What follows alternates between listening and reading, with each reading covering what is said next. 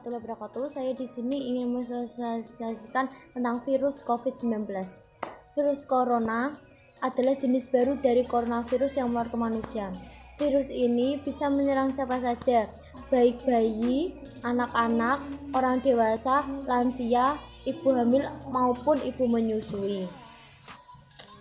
Infeksi virus ini disebut COVID-19 dan pertama kali ditemukan di kota Wuhan, Cina pada akhir Februari. Virus COVID-19 ditemukan pada bulan Maret 2020. Virus ini menular dengan cepat dan telah menyebar ke wilayah lain di Cina dan ke beberapa negara termasuk di Indonesia. Hal ini membuat beberapa negara melakukan lockdown dalam rangka mencegah penyebaran virus. Corona adalah virus yang bisa menginfeksi sistem pernafasan. Pada banyak kasus, virus ini menyebabkan infeksi pernapasan ringan seperti flu. Namun, virus ini juga bisa menyebabkan infeksi pernapasan berat seperti infeksi paru-paru atau pneumonia. Gejala awal infeksi virus COVID-19 bisa berupa gejala flu, demam, pilek, batuk kering, sakit tenggorokan, dan kepala. Setelah itu gejala bisa memberat. Pasien bisa mengalami demam tinggi, batuk berdahak, bahkan sesak napas dan nyeri dada. Gejala-gejala tersebut muncul ketika tubuh bereaksi melawan virus corona. Namun, secara umum ada 3 gejala yang bisa menandakan seseorang terinfeksi virus corona, yaitu 1. Demam, 2. Batuk, 3. Sesak napas. Kapan kita bisa mengecek ke dokter? Kita bisa mengecek ke dokter jika kita mengalami gejala infeksi virus COVID-19 seperti yang sudah saya sebutkan tadi. Bila Anda mungkin terpapar virus corona namun tidak mengalami gejala apapun, Anda tidak perlu memeriksakan diri ke rumah sakit. Cukup tinggal di rumah selama 14 hari dan membatasi kontak dengan orang lain. Maka dari itu, banyak sekali karyawan, mulai dari presiden, menteri, guru-guru, dan pejabat, anak-anak sekolah, semuanya yang beraktivitas di luar diberhentikan, yang bekerja diberhentikan karena semua itu untuk memutus tali penyebaran COVID-19. Namun masih banyak orang yang tidak menghiraukan itu semua.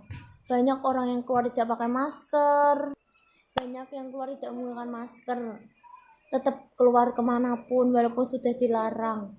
Namun banyak orang yang memprotes, yang termasuk yang dari kalangan rendah. Dari kalangan rendah itu banyak yang memprotes kalau dia tidak bekerja, dia tidak akan punya uang. Namun pemerintah melakukan lockdown selama 14 hari.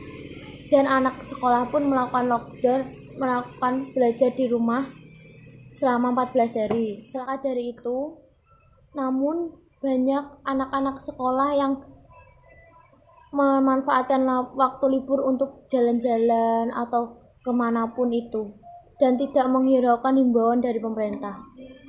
Banyaknya jalan-jalan ditutup, mereka pun tidak menghiraukan.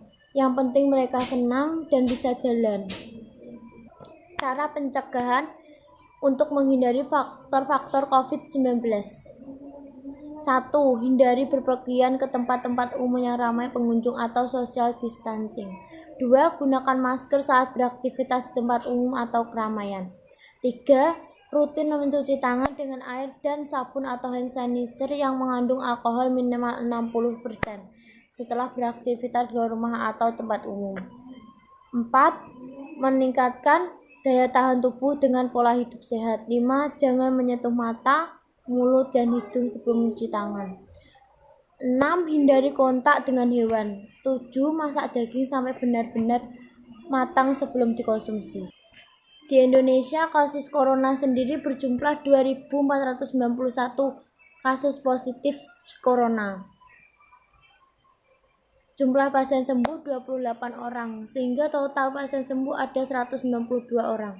Sedangkan pasien meninggal bertambah 11 orang, sehingga total ada 209 pasien COVID-19 yang meninggal.